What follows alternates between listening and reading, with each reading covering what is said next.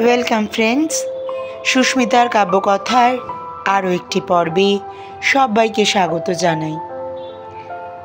আজ কথা বলবো একজন স্বনামধন্য দেশপ্রেমিক সম্পর্কে, সুভাষচন্দ্র বোস। নেতাজি সুভাষচন্দ্র বোস। আমরা সকলেই তার বিদ্যা, বুদ্ধি, স্বার্থত্যাগ, দেশপ্রেমের কথা জানি। সেসব সকলের মুখে মুখে প্রচলিত, কিন্তু আমরা তার ভালোবাসার খবর কজন রাখি?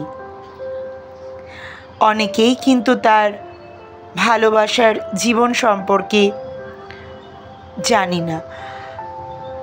আজ সেই বিষয়েই আমি আলোকপাত করব। তার জীবনের নারী বলতে এমিলির কথা আমরা শুনেছি অল্প অল্প। এই এমিলির সঙ্গে কিভাবে তার আলাপ এবং কিভাবে তার প্রেমে পড়া, সেই কাহিনী আজ শোনাবো তোমাদের। কিভাবে এমিলির প্রেমে পড়েন তিনি, কিভাবে হয়েছিল বিয়ে।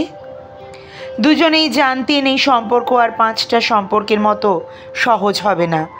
অন্যদের থেকে এই সম্পর্ক যে আলাদা তা সুভাষচন্দ্র বসু ও এমিলি শেঙ্কল দুজনেই বুঝে গিয়েছিলেন একেবারে শুরুতেই। বিয়ে নিয়ে তাই ছিল চূড়ান্ত গোপনীয়তা। তা গোপনও করা হয়েছিল বিশেষভাবে। বিয়ের খুঁটিনাটিও এমনকি আত্মীয়দের জানানো হয়নি।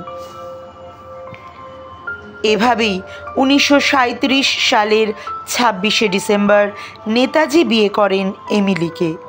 অস্ট্রিয়ার একটি রিসর্টে দুজনের বিয়ে হয়। জানা গেছে বিয়ের সময় বাঙালিদের মতোই মাথায় সিঁদুর পরেছিলেন এমিলি। 1934 থেকে 45 সাল পর্যন্ত এক যুগ সংসার করলেও দুজনে কখনো সব মিলিয়ে 3 বছরের বেশি একসঙ্গে ছিলেন না। মানে তাদের থাকার সুযোগ হয়নি। এরই মাঝে 1942 সালের নভেম্বর মাসে তাদের কন্যা অনিতার জন্ম হয়। তারপরই নিজের পরিবারকে স্ত্রী ও কন্যার কথা জানান সুভাষ। তবে এসবের আগেও তাদের দেখা ও প্রেম হয়েছিল, সেই কাহিনীই বলবো। 1932 সালের শেষে সুভাষ ইংরেজদের বিরুদ্ধে আন্দোলন করে অসুস্থ হয়ে পড়েন। তিনি চিকিৎসার জন্য যান অস্ট্রিয়া।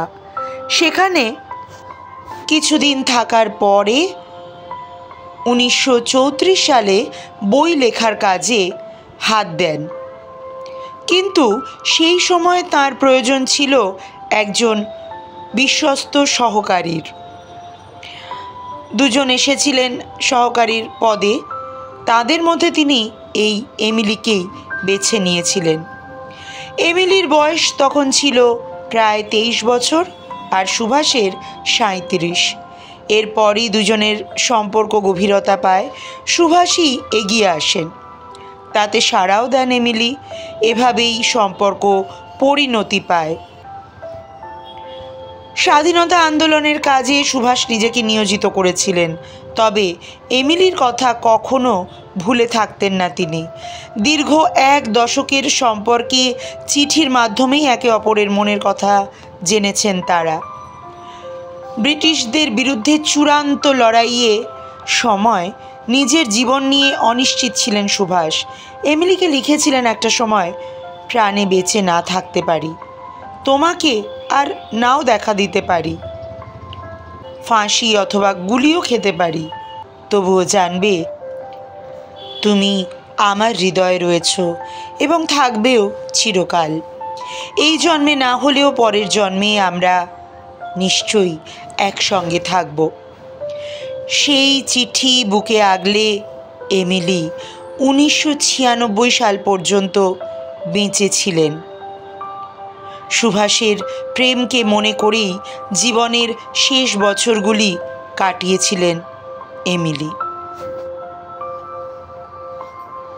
নেতাজি সুভাষচন্দ্রের জীবনের এই দিকটি আমাদের অনেকেরই অজানা।